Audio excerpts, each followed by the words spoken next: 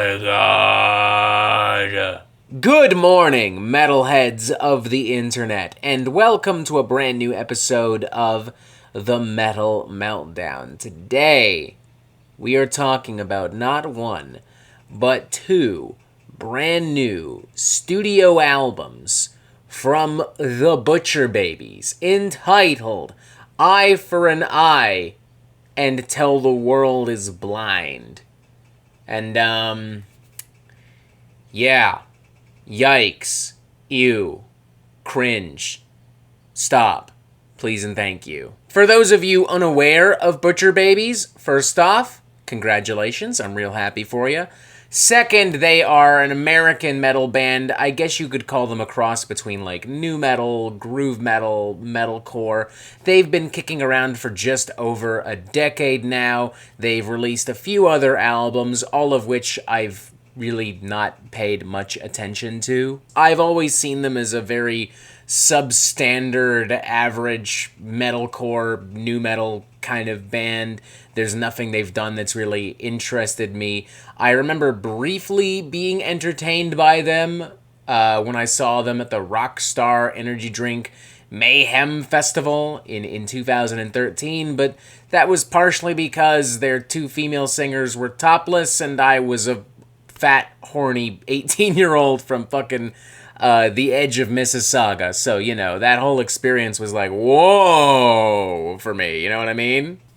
To be honest, I kind of forgot that Butcher Babies were even a thing. They haven't put out an album in almost 6 years. And while there were some singles and some other things that they worked on throughout 2020 and 2021, basically throughout the COVID-19 pandemic and quarantine, I really just wasn't paying attention to that. So, yeah. And while I'm sure there's an official reason for this being a double album, for this being two albums as opposed to one, which I'm sure I'll read in a bit, I'm pretty sure the main reason this exists is to just kind of compensate for the band's absence over the course of the past 6 years. And I guess with that in mind, while we're still on the topic, let's address the disgusting, big, fat, stupid elephant in the room. This does not need to be a double album. It did not need to be a double album. In no parallel universe did this need to be a double album. To be fair, there are very few double albums that need to be double albums, but there are some, I guess, that we can make an exception for, because oftentimes both albums will explore different themes and ideas, or they'll work together as some part of larger narrative. But this is not one of those exceptions.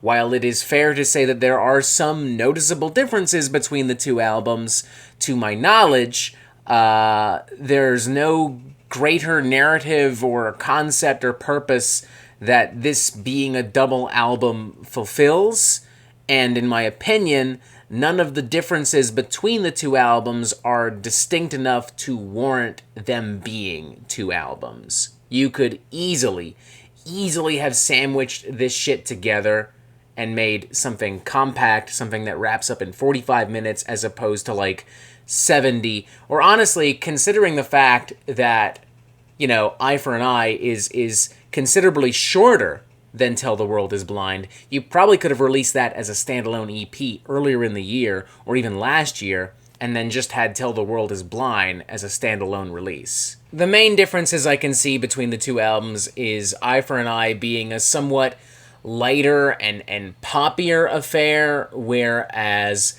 Till the World's Blind is a more visceral affair. Of the two albums, I would say that I prefer Till the World's Blind because I feel like more effort was put into crafting and producing this particular record. It has a few more twists and turns here and there. For instance, Kingpin has a little bit of an old school thrash metal underbelly to it with some fast-paced riffage and some gang vocals. Some songs like Beaver Cage and Spitting Teeth have a bit of a new metal edge to them as well. It's very blatant, like Slipknot Worship combined with like early 2010s Warped Tour metalcore. But you know, honestly, if I were a kid, I probably would have eaten this up back in the day. So fuck it. I also like Last December. It's colder, it's moodier, it's a little slower, a little bit more sobering and somber. I like the more laid-back, spacious production here. I like the more simplistic instrumentation, that very, like, soulful guitar solo. And I also appreciate the vulnerability and honesty of this track.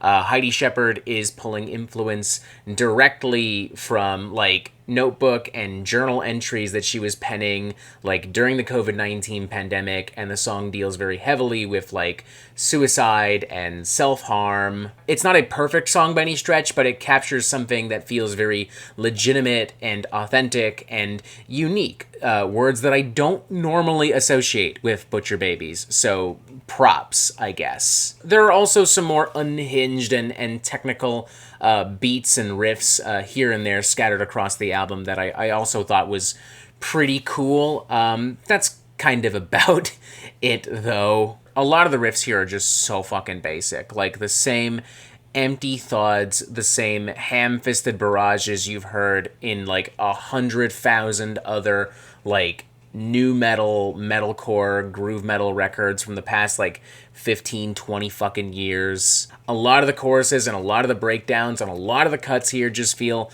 kind of tacked on and unnecessary and out of place. And there's also just a lot of cringe, like the opening number, Darn That Nightmare, which kind of sounds like a really corny, like old-timey show tune or like lounge song, but like with a lot of like grotesque, almost Cannibal Corpse-esque lyrics. I guess the idea was to make something really morbid out of something old-fashioned and to start this off on a really eerie and unorthodox note, but honestly this whole thing ends up just kind of sounding like a song that would have been cut from Hell of a Boss. The cover of Best Friend, originally from Saweetie and Doja Cat specifically, just full-on fucking cringe. There's no other word for it. I'm not going to elaborate. Just do yourself a favor and listen to the original song instead. It is substantially better. The double whammy of title track Tell the World's Blind and Don't Touch My Pole is also just a really poor way to close out this entire record.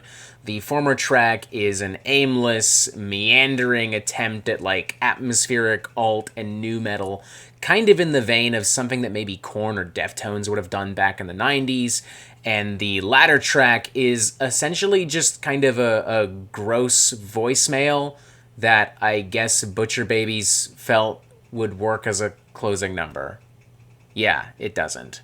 There's also a really dry, generic ballad called This Is the Part, featuring Chad Gray of Hell Yeah and Mudvayne fame, and wow, it's giving 2000s butt rock vibes, and I am not down with that. Moving on to Eye for an Eye, because I guess at some point we also have to talk about this album, even though there just isn't much to talk about. Very straightforward, paint by numbers, edgy pop metal, pretty consistently on display here. It's like someone just sucked all of the personality out of a band like In This Moment. Bottom of a Bottle has a bit of a drunken, sleazy charm to it that I can appreciate from a distance for like half a minute. But that's kind of it. While I would not say that Tell the World's Blind is a very ambitious or memorable record, it is certainly more ambitious and more memorable than Eye for an Eye. The only other things semi-worth mentioning here would be the collaboration with Craig Mabbitt from Escape the Fate,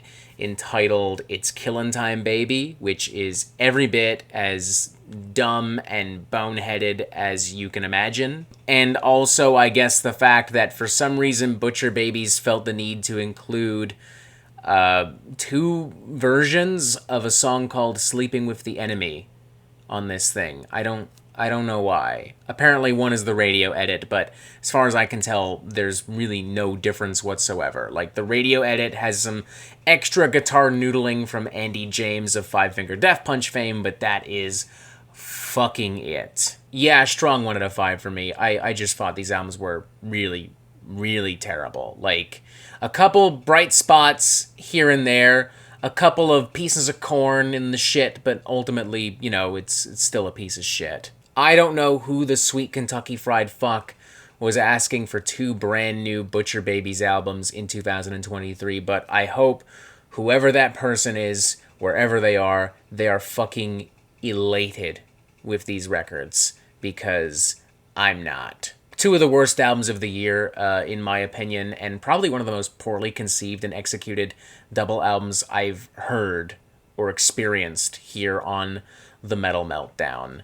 Yeah, not good at all.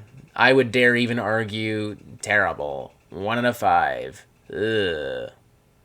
Okay. And that is it for the Metal Meltdown. I'm not an expert, nor do I claim to be. So what do you think? Do you like this record? Do you not like this record? And what do you want to hear from me next? And thank you for watching. Make sure you press subscribe right here so you can get updates on the Metal Meltdown fucking immediately. Join us on Discord. Follow me on that stupid fucking Instagram Threads thing that just launched. I don't even understand it, but it exists, so fuck it. I'm on it. And as always, you have yourself a fantastic fucking day.